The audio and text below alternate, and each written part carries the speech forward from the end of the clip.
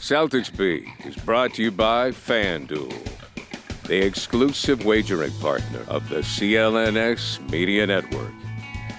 Okay, here we go again. Welcome to June. Welcome to Celtics Beat.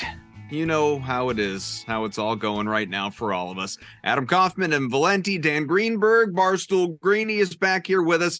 This is kind of a continuation of the postmortem and also turning the page to what is to come in this offseason. There's a lot being written about, including by Greeny here and many national pundits around the country as well. And guys, I'm still a little bit sick to my stomach that we're even, here's the problem, Ev, with doing a show twice a week. And we're thrilled. Thank you to our partners that we have the opportunity to do a show twice a week. That's great. I hope our listeners enjoy it as well. But the problem doing this show twice a week now is that I don't want to. I don't want to either. I don't want to talk about it. Greeny, how the hell are they not playing tonight? How are they not playing tonight? Why is it game 2 between the Nuggets and Heat?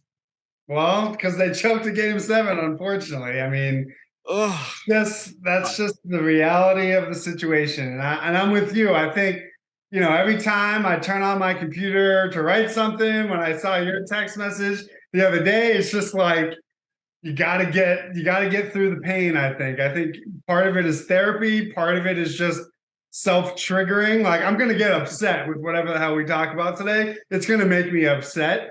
And I just, I watch these games. I watched game 1 of the finals. Every Heat miss, every shot Jimmy Butler passed up, every turnover they didn't cause. It's just like, it's going to be a long series. I'm hoping the Nuggets just put it out of their misery in like 4 or 5, because every possession I'm just like, this should be the Celtics if they just didn't play like assholes. But such is our life. Can I ask you fun about question? Hang on a second. Yeah. In your post-mortem here, in your conversation with friends and family and whoever you might come across, your psychiatrist, whoever it may be. Yeah, right.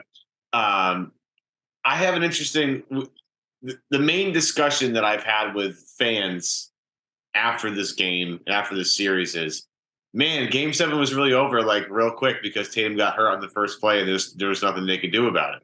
Mm-hmm. Like, just nothing. It happened right. It was done right there. Like, and unless they got a Miami Heatian performance out of their role players, just was never going to happen without the Celtics' best player playing like he has in game 7 throughout his entire career. Like, that doesn't feel like excuse making to you. But like, that's kind of like, what if Jimmy Butler got hurt in the first play and like wasn't the same guy? Like, aren't the Bucks using that we didn't have Chris Middleton excuse for like 3 straight years now? Like, yeah, but don't you feel like we're above that? Of course it happened, and I don't feel, having watched that game, and I realized Jason Tatum was not Jason Tatum in any way, shape, or form. So, like, there are plenty of nights, for instance, that his shot may be off, but he's doing other things. He's rebounding well, he's facilitating well, he's defending well. So he's still helping you out, even though he's not scoring 30, 35 points. So, we've accepted that. We've seen that, obviously, in certain games. So in those instances, you can say, all right, you won with the subpar or not your standard Jason Tatum performance, and that's okay. And if the injury limited him across the board and you just weren't going to get that, he was a shell of himself, quote unquote, as he said, then yeah, like, maybe, just maybe, he would have erupted in this alternate universe where he doesn't roll his ankle in the first moments of the game, and you end up winning. Like, I'm not going to say that's impossible, but having watched that game start to finish, and a lot of people turned it off before it even ended, but watching that thing start to finish, I didn't feel like you were a standard Jason Tatum performance away from winning that game. It was that lopsided. You might have been a crazy Jason Tatum performance away from winning that game, a la game 7 against Philly, or maybe even something, a middle ground, a median Tatum performance between his normal and that. But everybody else collectively basically crapped the bed. Right. Brown was about the worst he's been all season long. The role players, generally speaking, did not perform. Brogdon never should have been on the floor in the first place. There were so many things that went wrong that went beyond the Tatum injury that to me, even a healthy Tatum wasn't necessarily enough to win that game. And that's why, to me, it just feels like an excuse. Where do you fall on that? Yeah, I would say I generally agree with Adam, where it's like if the entire roster showed up, right, and they put up an effort and execution that would normally, in normal circumstances, warrant a win, you could say, all right, if Tatum was the only one that was compromised, that's more of a legitimate reason. But that's not what happened, right? Smart was awful. Jaylen was awful. Horford couldn't hit a shot. Grant didn't do anything. Brogdon obviously was hurt, even though, we knew that going in. I think where you look at it is his injury impacted how everyone else then had to play to maybe overcompensate for it.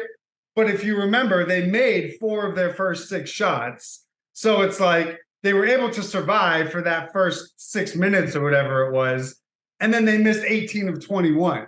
So it's like, it's hard for me to be like, oh, everything would be drastically different if your entire team, like, I don't think he took too many shots during that 18 of 21 stretch where they just couldn't make anything. I mean, Rob's missing layups, Brogdon's missing layups. It was just a collective like egg by everyone on the roster that was just, they never were able to make the comeback, I feel like, because they didn't have the healthy Tatum. But that injured Tatum is not why they got down in the first place. And the Heat also went back to hit every single shot Miami Heat. That like all these circus shots or hand in your face, like they just, obviously not in the literal sense, but it felt like they could not miss in that game, which, it really is. Like I saw that, I don't remember if Greeny, I think maybe you quote tweeted it, but Grandy had the tweet with like the Miami Heat in the regular season. I'm making these numbers up, but I'm in the range. Miami Heat in the regular season shot 34%. In the first 2 rounds of the playoffs, they shot 36%. In the conference finals against the Celtics, shot like 44%. And then game 1 against the Nuggets shot 34%. Like it was just such a perfectly outlier series for Miami, and like credit where it's due. I don't necessarily think Boston just had no clue how to defend the Heat, and there is a make miss element. There's a certain amount of luck where the Celtics shots, even wide open looks, were not falling, and the Heat's wide open looks, it felt like they were all falling, but that's just kind of the way it went. That's sort of why, and it doesn't matter. This is such a semantic conversation. You will never, ever convince me, even if the Heat somehow win a championship, which they will not, by the way. The Nuggets are going to win this thing probably relatively quickly. But even if somehow Miami wins this title, you will not convince me, quote unquote, the better team won the series. The Celtics are the better team. They are the deeper team. They didn't play better. They did not play better, but they are the better, deeper, more talented team. I don't know. Evan, you may remember this when we were having just as a depressing conversation this time last year, we were talking about the whole, matchup with Golden State. Did the better team win? I just hate that argument because, like, what good does it mean to be stacked up on paper if your better talent doesn't produce? In that series, they were not the better team. It's not like they were neck and neck all series and lost a game 7 on a prayer half-court heave, right? They were severely outplayed in every single one of their losses. So it's like in 3 of the 7 games, the Heat shot over 50% from 3. So it's like, yes, in the bigger picture, on paper, if you were to draft each player, you would pick more Celtics before more Heat guys, maybe. Sure. But who gives a crap when on the floor, your best players are getting outplayed? I didn't think that was the case in Golden State. I don't think that's the case in Miami series. It's like, don't tell me you're the better team, because if you're the better team, you should be able to find ways to win. The truth of the matter is you weren't the better team in that series, regardless of the talent on your roster. And as painful as that may be to admit, like, people are still saying, oh, if the Heat go into the finals and get swept, that means they shouldn't have been there. No, it means they earned their right to go to the finals. They just played a better team in the Nuggets. So I just can't stand it. Let me put it this way. If the Celtics were to win that series, in a game 7, no one would be like, oh man, they got outplayed, but they pulled out a prayer in game 7. So I don't think you can say, oh, the Heat weren't as good of a team. They just pulled out a prayer in game 7 when they beat you 4 out of 7 times. That pretty much is all you need to know. No, if the Celtics had won game 4, we would, or game 7 rather, we all would have been, fanboying and saying, a la 04 Sox coming back to beat the Yankees. They're never going to lose again. They're going to win 4 straight against Denver. Parade in 2 weeks. Like, this is going to be unbelievable. I don't know how you guys felt, but watching game 1 between the Nuggets and Heat, if I remove the Celtics bias, like take off the footy pajamas or whatever, my prevailing, and I kind of felt this way. I said it on the podcast multiple times. I kind of felt this way even going, just like midway through the conference finals when we were talking about Denver. But actually watching it play out, Denver-Miami game 1, my prevailing takeaway from that game as I watched it was, I don't think Boston was beating Denver anyway. Well, you can't do that. Like, they're entirely different matchups. Of course, I know, but different matchup. They match up better. I do think the Celtics match up better than the Heat do. I think it would have been a longer, more competitive series than what I believe Miami's going to give Denver. I just base that on Denver's talent is so much greater, so much deeper than that of Miami's. And even if Porter has a bad shooting night, as we saw in game 1, or Murray's, a little bit quieter as he was in the second half of game 1, or, some of these role players don't, whatever. Like, Jokic never has a bad game. Yeah. Period. Even if he has a bad game, he flirts with or has a triple double. Nikola Jokic is never just off and invisible. It doesn't happen. It literally never, ever happens. He will not phantom game you. And I just think he is enough, as long as he has enough around him, which he does. They're all healthy. If he's just baseline Jokic or even a little bit worse, I think most teams generally don't stack up well against them. I think this is their time. Yeah, I mean, it very well could be their time. I mean, Jokic is in the prime of his career. He's a 2-time MVP. They have great talent around him. I just think, listen, the Celtics and Nuggets split during the year, each one on their own home floor. The Celtics have been competitive in Ball Arena over the last couple of years. And I just think, they gave up 30 wide open looks to the Heat in game 1, and the Heat only made 13 of them. So one would think when the Celtics aren't playing the black voodoo magic of the Miami Heat and they can shoot at a respectable team average from, on open looks, I just think there's a different dynamic to how those two teams play that, they still may lose the series, but I don't think people would be saying, Nuggets in 4, Nuggets in 5, especially because while it wasn't,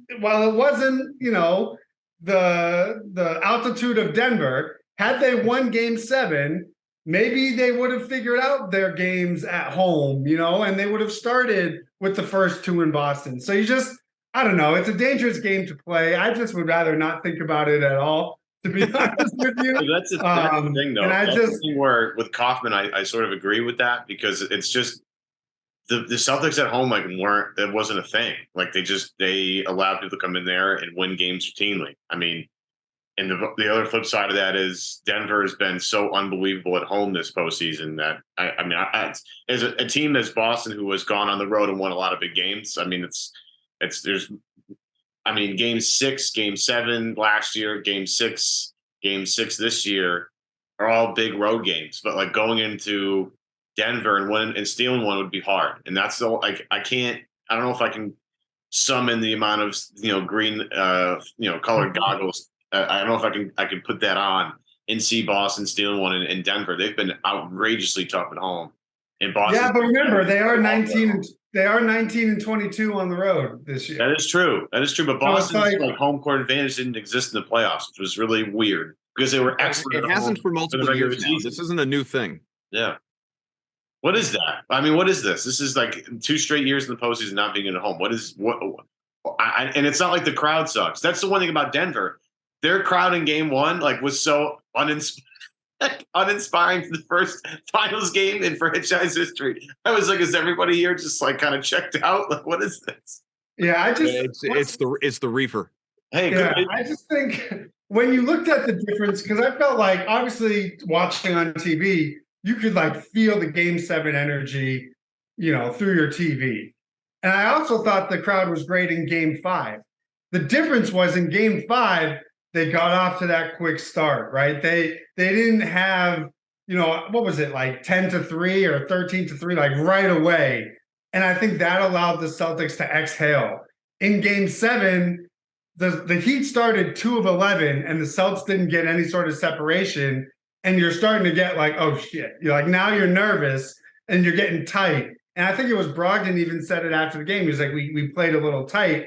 And you could see it when you didn't get that initial bump and the crowd was taken out of it. It's like, well, what good does your crowd do you if you weren't able to maximize it? Now you're only dealing with this nervous tension of, oh my God, they're going to blow this. And then once Tatum was too banged up to really lead you that charge, it was just a snowball effect. Did Brogdon say anything about the team being up 3 when he came in and down 12 when he came out? I don't think so.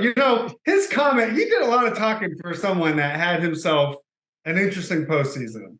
Yeah. I mean, look, I appreciate this sort of veteran leader aspect of it all. And I do like Brogdon. So I don't want this to turn into some sort of, I feel like a lot of the commentary, and I've been guilty of it. Like I've gotten into multiple arguments with people all over Twitter about Brogdon and the year that he had and where he fits going forward, just contractually, never mind Brogdon, the player, but just sort of how it all makes sense. But yeah, I mean, there were not 6th man of the year. He had a very productive regular season. He was important. I'm not second guessing the trade. You make, even knowing what you know now, you make it again, like all of it.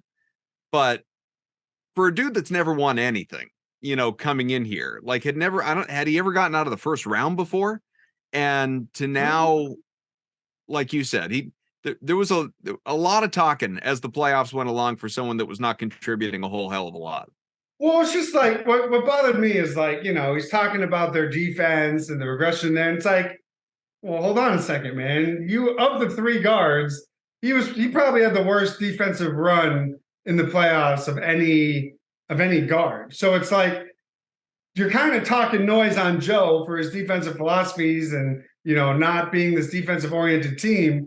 Well, part of that is because they had to play you, who got targeted and attacked in almost every playoff series. And I think, once he got hurt, it was kind of like, listen, I mean, you can't get on a guy for tearing his tendon, but like, don't play him. That's on Joe. This was probably going to be the best Brogdon year you're going to get. He played in 67 games, which is his most since his rookie year. He was pretty much healthy all the way through when it mattered most, unfortunately. But I think, I don't know what you guys were expecting when he came over, but he seemed like a much more tunnel vision offensive guard as opposed to the calm everybody down, set the table guard, which everyone wanted to trade Marcus Smart for him, a year prior because he was supposed to be this pass first point guard. I never really felt like he filled that calm everybody down late in games. I mean, he threw the ball to Tyrese Maxey at the end of game 1 of the Sixers series. Literally, like he had a green jersey on. Right. So it's like, I don't think they get as far as they did without him. I thought his shooting was incredible against Philly. He was solid against the Hawks and obviously was 6th man of the year. But like the things that he was supposed to bring, whether it was defensive versatility or that set the table. Like how many times did you see Brogdon throw a lob to Rob in any of their minutes together on the court? So I think when they look towards the future, you got to say, hey, here's a guy who's going to enter his low 30s. He's at $22 million for the next 2 years. Do you have to sell high because this may be the best version of Brogdon you're going to get? Now, next thing you know, he's 32, making $22.5 million, and you can't move him for the same type of package. It's going to be, I don't know what they do. So let me devil's advocate this thing for a second, because I agree with a lot of what you said. But what Twitter would say back to that, as you well know, you have, a frequent discourse with people. What the royal Twitter would say back to that, I don't know why I'm quote fingering like so much here, but whatever. What Twitter would say back to you is, well, that's what Joe asked him to be. He came in and filled the role that the coaching staff asked of him. They wanted him to be this guy. They wanted him to be more of an offensive guy, more of a 3-point shooter, more of a, less on the defense, da da da da da.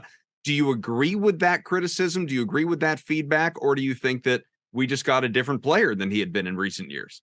I think partly. I think offensively that may have been the case, right? Because he was the spark plug, scoring option in his minutes.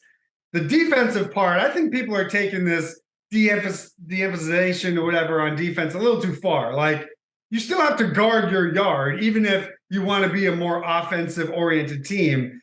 And up and down the roster, every Celtics individual isolation defense regress, from Tatum to Brown to Smart to Horford to White. So how much of that is the rules changing? How much is that the game changing? How much of that is strategy? It's probably a combination of both. But like, when I'm seeing James Harden attack Malcolm Brogdon or Jimmy Butler attack Malcolm Brogdon and scoring with ease, that's not, oh, that's Joe's system. Joe's system is, let guys dribble right by you and get to the rim. Like, that doesn't, I think that's taking it a little far. I think where they were maybe a little surprised is we didn't really see the playmaking and that set the table in pressure moment player, right? When he first came in, he said, oh, they brought me in here to calm things down late, get everybody organized. Like, where was that for him to tell Jason Tatum or Jaylen Brown, hey, you go over here down the stretch, stop trying to attack it, a zone from the wing? Like, that stuff didn't happen. And I don't think that is because of Joe's system. I just think that was their limitation that ultimately ended their season, is whether it was Joe or Tatum or Smart or Brogdon or whoever, nobody realized in the moment they had to adjust how they were attacking Miami's defense. And until that has buy-in from the players and recognition from the coaches, you're not going to see anything different no matter who is on the roster. They could trade Jaylen Brown. They could trade Marcus Smart. If your players are still going to be in those situations and play the same way, I personally don't think the combination of talent matters. Well, the thing about Brogdon, he gave you half of what you needed.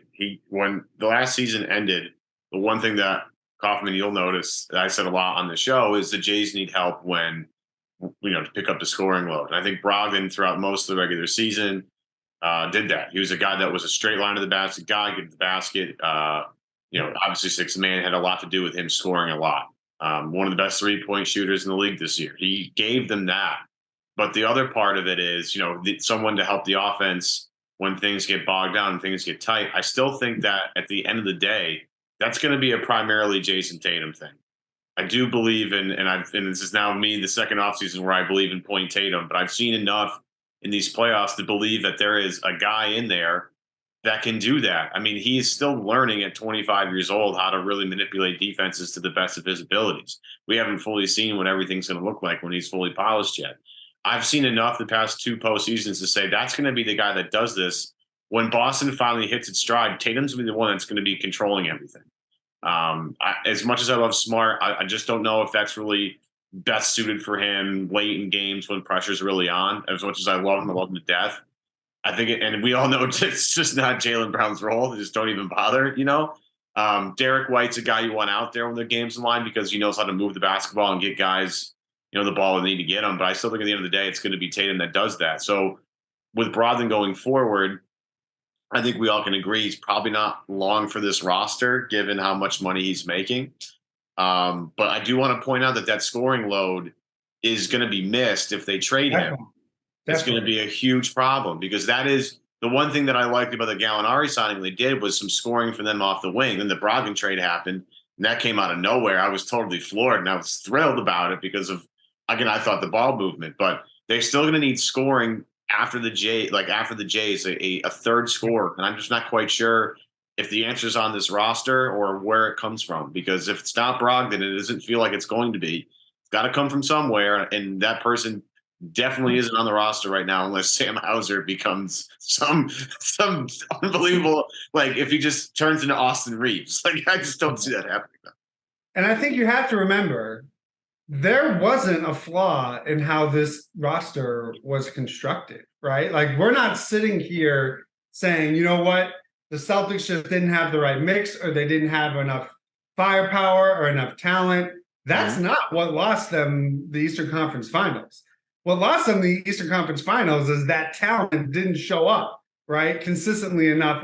Like Malcolm Brogdon got hurt. Okay, he kind of gets a pass. But like, you know, if Jaylen Brown has a average series for him, you're in the finals. The same way if Tatum has an average finals for you, you win the title last year. So what made the Celtics so good, for lack of a better sense, is how their roster was constructed. The 3-guard trio that you had is what made you so hard on a 82 game schedule, and it's what enabled you to get to the Eastern Conference Finals. I think people see them losing in Game 7 and say the mix isn't right, and I would argue the opposite. I think they finally found the right mix of talent around Tatum and Brown, but that mix of talent is only going to matter if, when you're in these situations, people play up to their ceiling, right? Like if the Celtics lost to the Heat with everybody firing on all cylinders, you're like, okay, they don't have enough at their ceiling. We have not seen them at their ceiling in both of the series that they've lost. And the issues there are your two foundational pieces.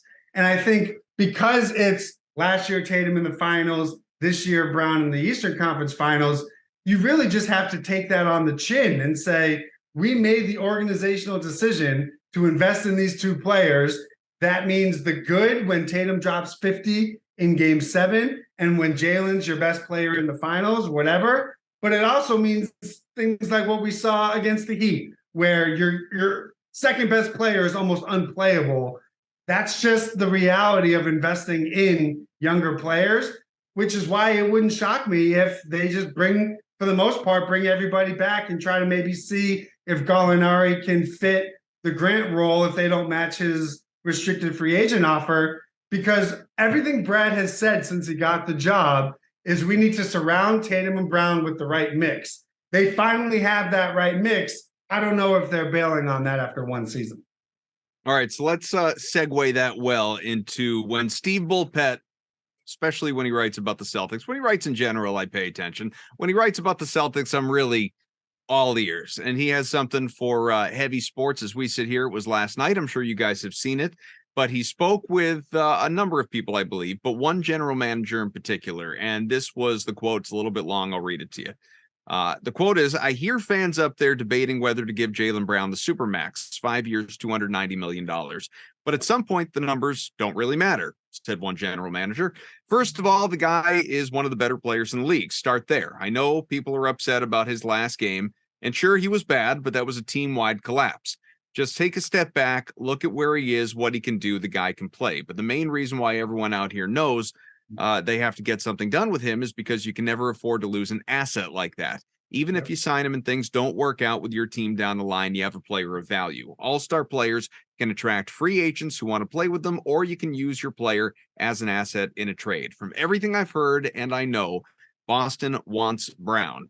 They see him as a big part of their future, but if things get messed up there, major injuries or things like that, you have the ability to make trades. Bottom line, you don't let talent walk or get devalued.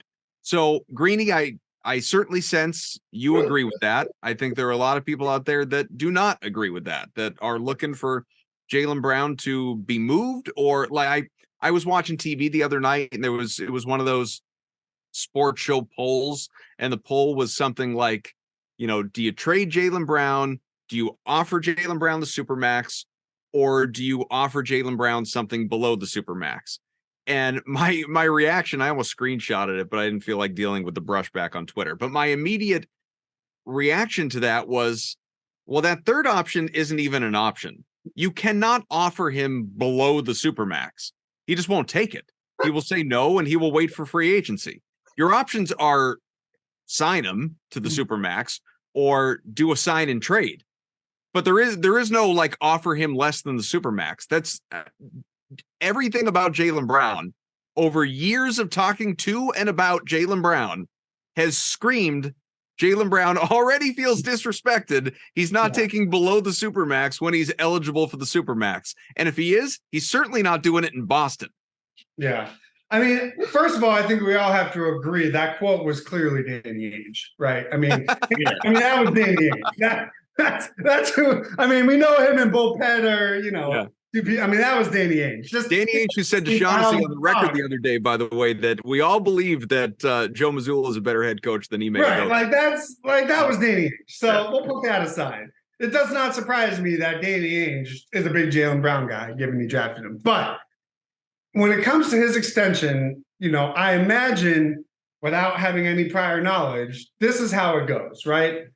You're not offering him the normal, non-max extension. Let's call that 190 million. You're dead on arrival if you do that.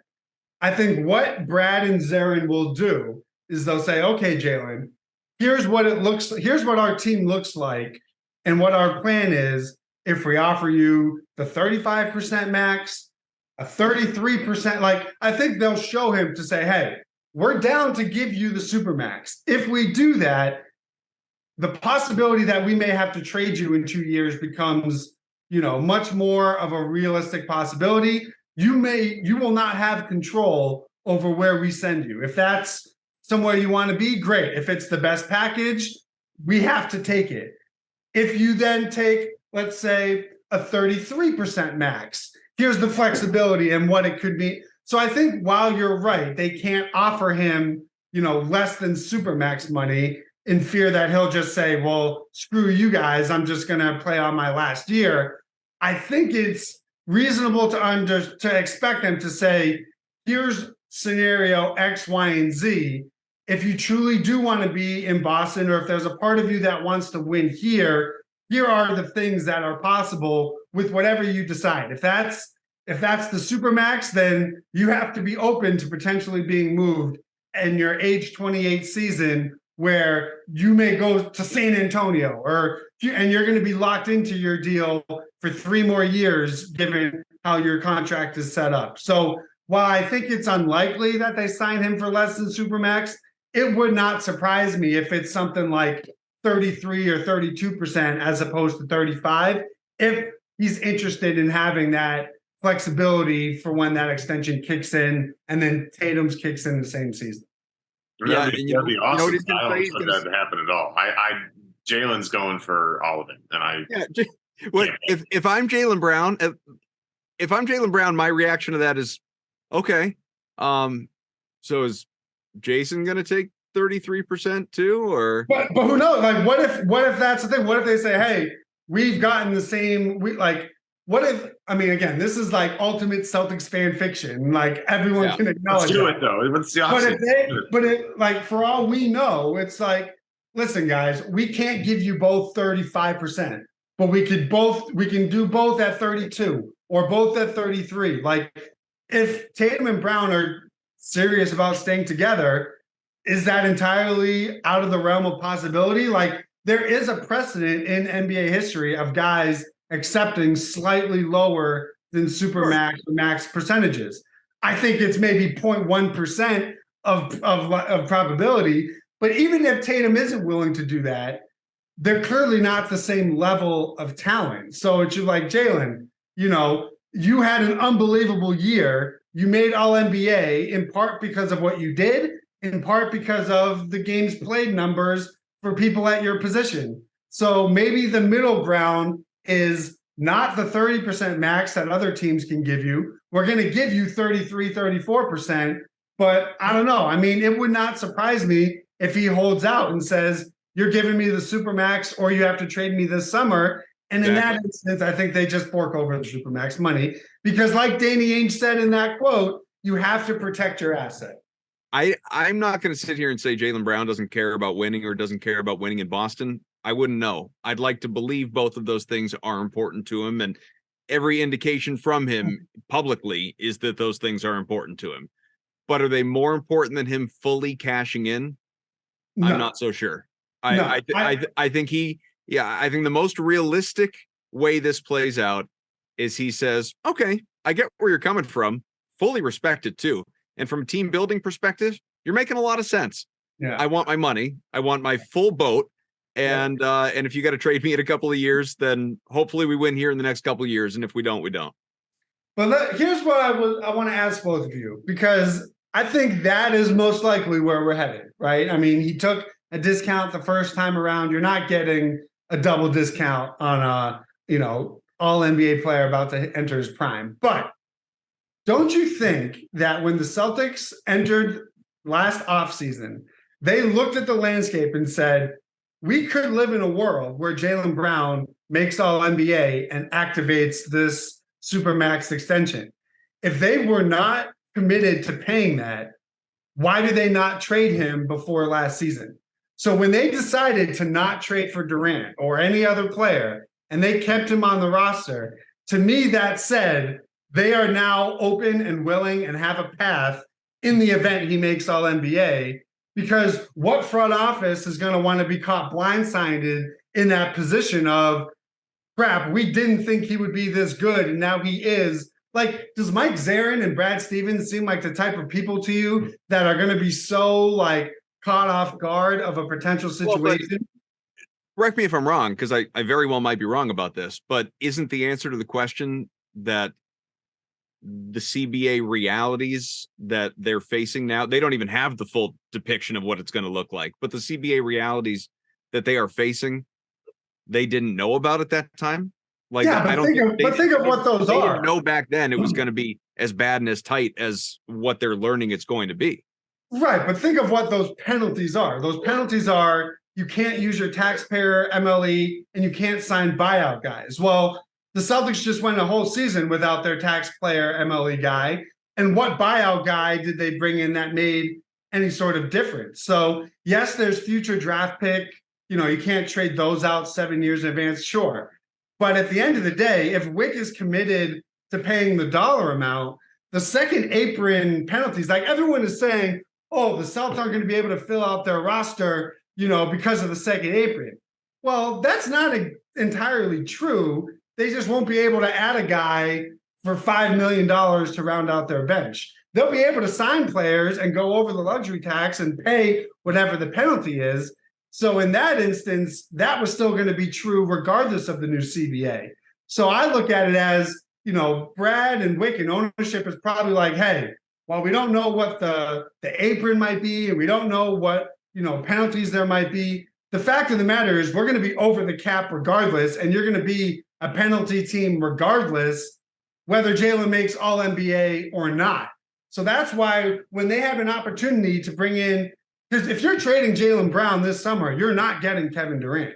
So it's like, if you are willing to bypass that last summer for the chance, and you need Jaylen to have an all NBA type year if you're going to contend for a title, to me, that says you're making the conscious decision to live and you're prepared for a scenario in which both players are on Supermax money, because if not, you would have traded him.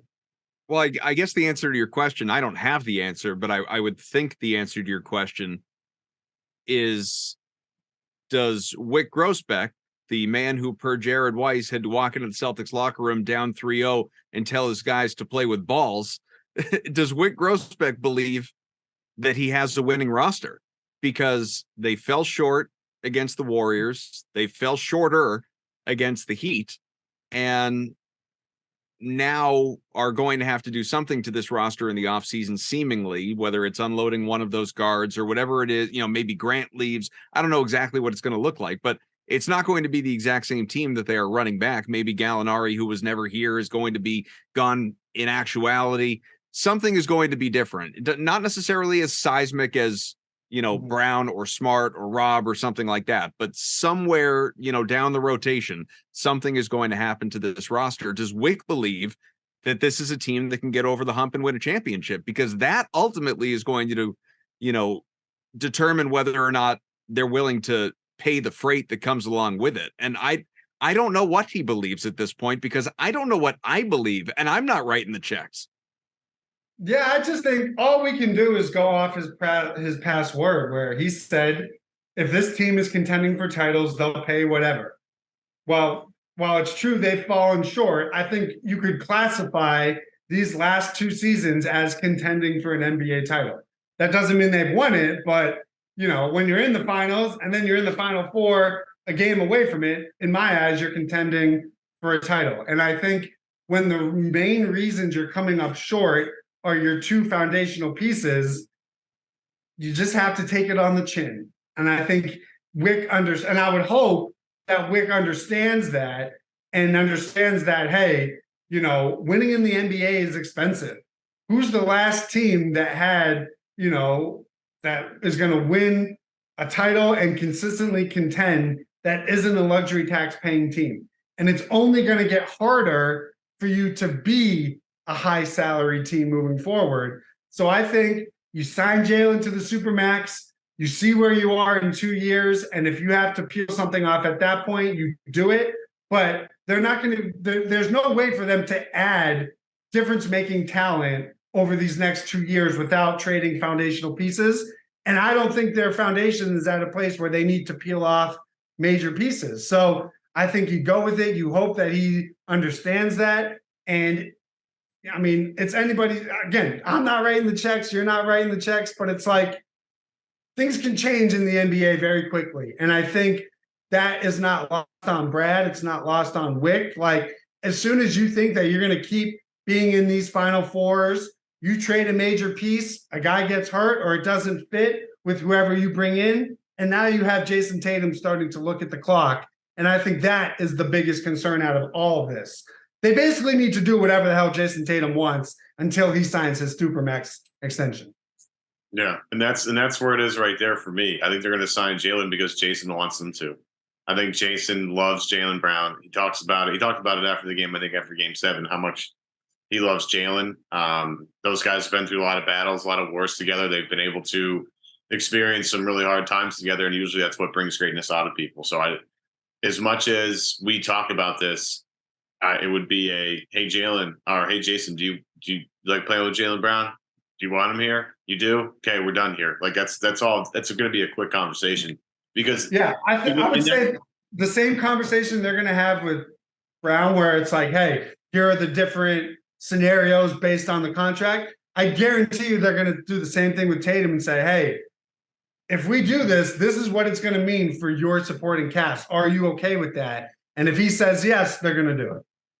Well, here's the thing about trading Jaylen is really difficult. Everybody's had the trade, like Zanis ran with this Kaufman the other day of, I support the trade Jaylen Brown and for the number 3 pick and Anthony Simons from Portland. Well, that's not the full trade if that's the trade, because there's no way you're bringing on Amen or Oswald Thompson or Brandon Miller to be the centerpiece to tell Jason, hey, Tatum, we got this rookie back here. He's going to be that's not the trade. If that's the trade, then there's that 3 piece is going somewhere else. And I'm not quite sure what that looks like. So if you're going to do the Portland made up trade, and they're not trading for Dame either, because it's harder to build a team around Dame and Tatum, I think, at whatever. Well, not only that, but his contract number is ridiculous. Like, and he's only older and he's a small guard. Haven't we watched him? We've watched how many small guards have we watched the past decade in this particular town get killed at the end of the postseason by usually Eric Spoelstra for just not being able to hold up on the defensive end. Like, I've had enough of that. I'm done with as much. I love Dame. Like, I'm not trying to. Dame's a great player, but that's not the trade. Like, that's a very short-sighted trade if you're to do that. The only one, Kaufman, that made sense to me, and I was kind of throwing it around a little bit, was if you could find a way to flip number 3, because I definitely don't want to trade Jaylen to any Eastern Conference team. If you could flip number 3 and other pieces to get back Mikal Bridges from Brooklyn, because that'd be something I would be very interested in.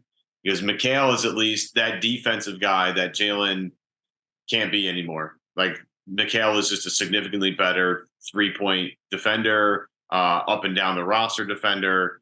He's just better. And maybe someone that's a little bit more like, hey, I'm okay standing over here on big offensive possession. Like, I don't know, maybe it fits better, but I still don't think they're going to trade Jaylen anyway. So, but that's and I think people forget when it comes to, I mean, whether it's Park or anybody else going on TV begging for Damian Lillard, the Blazers cannot extend Jaylen Brown this summer. So why are they going to trade maybe the greatest player in franchise history for someone who they have no guarantee will be there past this? So even that alone ruins that whole idea that people, I guess, haven't seemed to grasp yet. I just don't think right now, if you're trading him, it's on an expiring deal. You are not getting a talent in return that is good enough to warrant not just keeping it together and potentially trading him down the line if you get to that one day.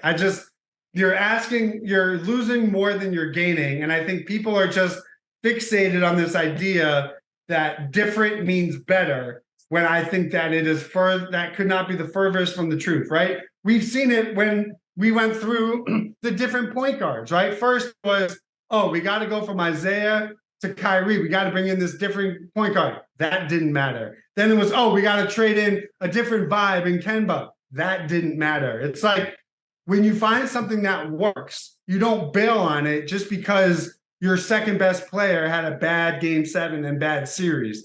You have to look at it on the bigger picture of how this team was constructed, and what made them good in the first place is still going to exist if you keep this team together for the most part entering next season. You're still going to have the defensive versatility. You're still going to have, the offensive production of, Brogdon's still on the team, of the second unit. Like, everything just doesn't evaporate because you lost in game 7 of the Eastern Conference Finals. And I think, people are just, whenever there's this sort of failure, they just can't grasp or accept the fact that it's okay to take another swing with internal development when you found a mix that clearly works. Ev, let's hear from the people that brought us here. Yeah, they're the greatest. The people over at FanDuel. We'll take a quick break to tell you today's show is powered by FanDuel. Make a fast break to FanDuel during the NBA playoffs today, because right now new customers get a no-sweat first bet up to $1,000. It's $1,000 back in bonus bets. If your first bet doesn't win, I threw this out yesterday. We're recording Sunday. Yesterday was Saturday. My same game parlay for game 2 of the NBA Finals. Nuggets minus 8.5. Parlayed with Jokic, 20-plus points, 10-plus rebounds, 8-plus assists. Gabe Vincent, 3-plus made threes. Bam, 20-plus points. Plus 1391, boys. Plus 1391. But Coffin, we've been debating. I like it. Something, yeah, it's a little juicier, something that you would do. But you've been debating a little bit during our little pre-show. I have. The people weigh. I have. I definitely have. I'm trying to figure out what I want to do for tonight. What I want to make one bet, use a profit boost, max it out, trying to determine what single bet that I'm not paying too much juice on, that I'm most comfortable with tonight.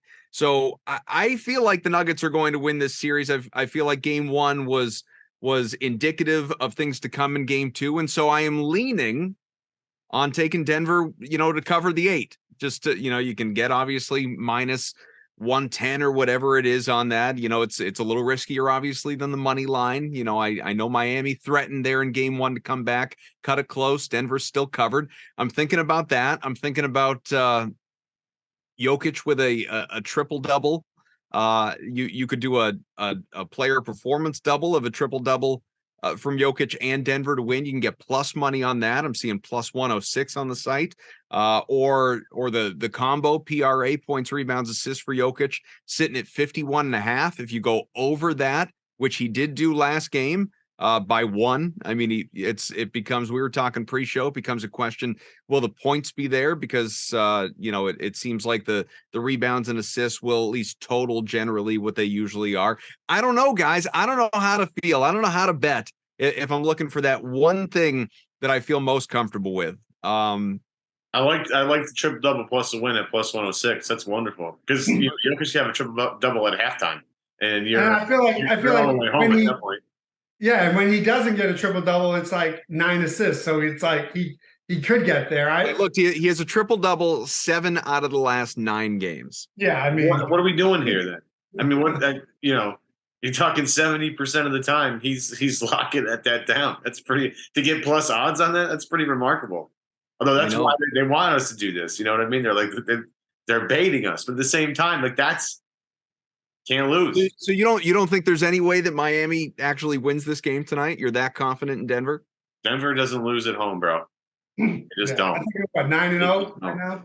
Yeah, they just don't. Miami could steal one at some point. I don't think it's game 2. I think they got to get their mojo back and then get the Struces, the Gabe Vincents, the Caleb Martins, the Duncan Robinsons. Those guys got to start feeling it again. And I'm not quite sure. Remember, both teams were pretty terrible from behind the arc. The Nuggets shot 29% and were still in control all game. So you got to think, you could say, oh, the Heat won't shoot as poorly. Okay, well, if the Nuggets just have an average game from deep combined with everything they're already getting, from Jokic and Gordon on the interior, it's like, I don't know. I just don't see them. I just think it's a matchup thing above anything else. I mean, Strus, it's basically even money for Strus to even crack 10 points because obviously he was as bad as he was in game 1. And what, 0 for 9 from 3?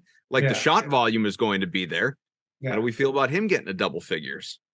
Could. I mean, he could. But again, I think what you're doing is trying to talk yourself out of what is a surefire bet. And triple double is triple double. I know he makes it look easy, but a triple double is not an easy thing to do. Yeah, but he does. No, but he's an alien, man. He's not normal. I think the plus 106, Kaufman. I think that's an easy one. I don't know. I wouldn't debate it much longer. Yeah. I wish we could put a poll up right now and we can get a feel for how America feels because we'd love to know. But at the same time, I can't go against the guy. He's just too fun to watch. And honestly, it's going to be more fun to watch him rack all those up. You'll be like, oh, we'll put another step clear. It'll be much more like to count to 51 and a half to get to 52. That would be more nerve wracking to me than just to clear the triple. Yeah, like you don't want to lose because you got 10, 10, and 10. You know what I mean? Yeah. That's exactly what we're looking for. Kaufman, let's be smart about it out there, buddy. Okay. All right, I'll try. Nick, we got him. FanDuel is the best. Why is it the best? Because you have, first off, great content between all three of us as we do every episode. But it's also the best because you get great promotions every single day. It's a safe, secure, easy app to use that takes 2 seconds. You just pull up your phone, done. I do it all the time when I walk my dog, trying to get my SGPs in. And you get paid fast, which is, again, a huge, huge reason why FanDuel is America's #1 sportsbook. Visit FanDuel.com/Boston to get a no-sweat first bet up to $1,000. That's FanDuel.com/Boston. FanDuel, the official sports betting partner of the NBA. 21 plus in select states. First online real money wager only. $10 deposit required. Refund issued is now withdrawable bonus bets that expire in 14 days. Restrictions apply. See full terms at FanDuel.com/sportsbook. FanDuel is offering sports wagering in Kansas under an agreement with Kansas Star Casino, LLC. Gambling problem? Call 1-800-GAMBLER or visit FanDuel.com/RG in Colorado, Iowa, Michigan, New Jersey, Ohio, Pennsylvania, Illinois, Tennessee, and Virginia. Call 1-800-NEXT-STEP or text NEXT STEP to 53342 in Arizona, 1-888-789-7777 or visit ccpg.org/chat in Connecticut, 1-800-9-WITH-IT in Indiana, 1-800-522-4700 to visit ksgamblinghelp.com in Kansas, 1-877-770-STOP in Louisiana, gamblinghelplinema.org or call 800-327-5050 for 24/7 support in Massachusetts. Visit mdgamblinghelp.com in Maryland, 1-877-8-HOPE-NY or text HOPE-NY to 467-369 in New York, 1-800-522-4700 in Wyoming, or visit 1800gambler.net in West Virginia. All right, we don't have too much time left on this show, and thank you very much, Ev. Something, Greeny, that we were talking about in our last show just a few days ago, and it's evolved a little bit. So Washburn had the report about multiple Celtics assistants leaving for Houston to join Ime Udoka's staff. We had Jared Weiss on, and he didn't fully refute the report so much as said, I think some of this might be a little bit premature. Let's chill. Let's see some of this play out. There has since been another report from, forgive me, I forget the name, but someone over at Hoops Hype who has reported that, in fact, 3 assistants are going to Houston. There's another 1 or 2 that are still basically contemplating their futures. And nothing has been finalized in any way, shape, or form anyway. So as we have this conversation, and we are also talking, only a couple days in the wake of Brad Stevens meeting the media and officially putting the organization's backing behind Joe Mazzulla. So there is no mystery there. Mazzulla will be back next year. How significant, if at all, but I'm going to ask it in a leading way, how significant is the red flag of assistants looking to jump ship on Mazzulla right now, leaving him with, I know he'll fill out the staff, but right now leaving him with next to nothing next to him? I mean, what does that say about the situation in Boston and the belief in Mazzulla? I mean, I think little to nothing, right? I look at it as guys were hired under Udoka. Udoka has another job and needs assistance. I feel like it happens all the time when guys leave. Like, it's not I would expect the people who expected to work under Ime, if they have an opportunity to do so, would do it. There's also no state Even income for a tax. rebuilding team versus a contending team. Yeah, but I mean, I don't know. But maybe if you're looking to become a head coach and you're Ben Sullivan, let's say, and the Rockets drastically improve, maybe that is more encouraging to a potential team to bring you in for an interview as, oh, you were on the Celtics who have a stacked roster. Like, no kidding, you won a lot. So I don't know. I mean, it's more to me of, they were probably like, well, we got passed over for Joe anyways. We also wanted to work with Ime in the first place. So that's not as really like, I don't think that's a referendum on the Celtics locker room or culture or anything like that. But at the same time, if on one hand we're sitting here saying the Celtics assistants clearly weren't good enough to win, we need to replace them. Why would I get bent out of shape if those same assistants are now leaving to go somewhere else? It's just, to me, it's just Ime's guys going to join Ime, as it is everyone is doing this mass exodus of the Celtics. Now, if you're trying to tell me they're not going to be able to hire anyone of substance because nobody wants to join Boston, I think that's the bigger discussion, not why are Ime's guys leaving to go join Ime's staff. I want to see who they bring in, right? Vogel's out. He's the head coach in Phoenix. I think we're all assuming Steven Silas is going to get the nod, given how, Brad brought him in, before the playoffs started. So to me, and I thought it was interesting how James Borrego, found a new home in New Orleans. So there are guys that are finding other places that aren't Boston. That's where I think the focus should be, as opposed to guys who are on Ime's staff going to join him. I think that's just what happens in the NBA. It's just not ideal, for Joe to get the job like 2 weeks before the season starts, basically, or whatever the amount of time. And now in his first full off season has to replace basically the entire coaching staff. Like, that's just not ideal if you're trying to set up a program for success. I mean, it just puts a lot on Joe. And well, let me ask you this: how many of the assistants stayed on from Brad to Ime? Right? Did he not build out his entire staff his first year? Yeah, but that wasn't largely them leaving. That was Ime, a seasoned veteran, assistant coach, versus Joe, who's was just handed the job, and it doesn't have any real coaching experience, outside of Division II Frontier or whatever. Like, I mean, Ime had been on several different benches, has been in several different positions, and learned from several different guys that have done really well for themselves. It's a little different. It's for Joe. I don't know if he has that many connections around the league. I'm sure he knows a lot of people, but Ime, between San Antonio and Brooklyn and Philly, has been able to establish a bunch of different connections. Like Ben Sullivan came from the Bucks. Mighty Mouse comes from. I was going to say, who's Joe's David Stoudemire? Yeah, right. The WCC, and comes aboard, and then the Jets for the ACC. I don't know if Missoula has that type of pull. I'm obviously very curious to see what happens. I just don't think it's really ideal for a second-year head coach to throw this on top of the hey, like, you have all this other stuff to worry about too. I don't think it's an ideal scenario. Yeah, I would think it would be Brad goes to Joe and says, all right, Joe, tell me the type of coaching you want. And Joe will say, all right, I want X, Y, and Z. And then it's Brad and Brad's relationship with all these people that bring him in. Like, I don't think Joe Missoula has a relationship with Steven Silas that we know about. And yet there was Steven Silas. And I think, he would be a quality name. He didn't work out as a head coach, but they were kind of built to lose. And I think everybody around Houston sort of talks about him in a favorable light when it comes to being an assistant. So I think from a relationship standpoint, you're banking on what Brad has built. From the type of coach they get, I think is where Missoula's preference could come in. Because you're right. Like, who did he build a relationship with sitting the second bench?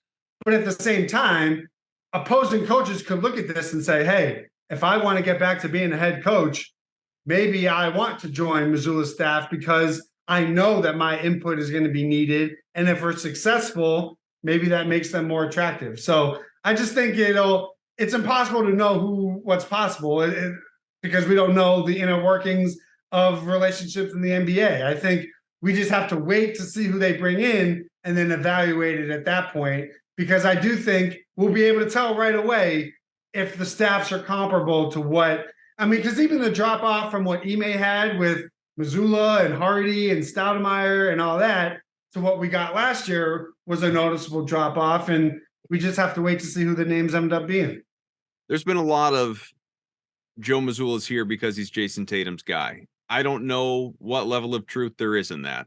Do you believe, because I don't presume to think that you necessarily know either, but do you believe that Mazzulla ultimately has the same level of backing from his players in that room that he has from Brad Stevens, who very clearly has nothing but support from Mazzulla?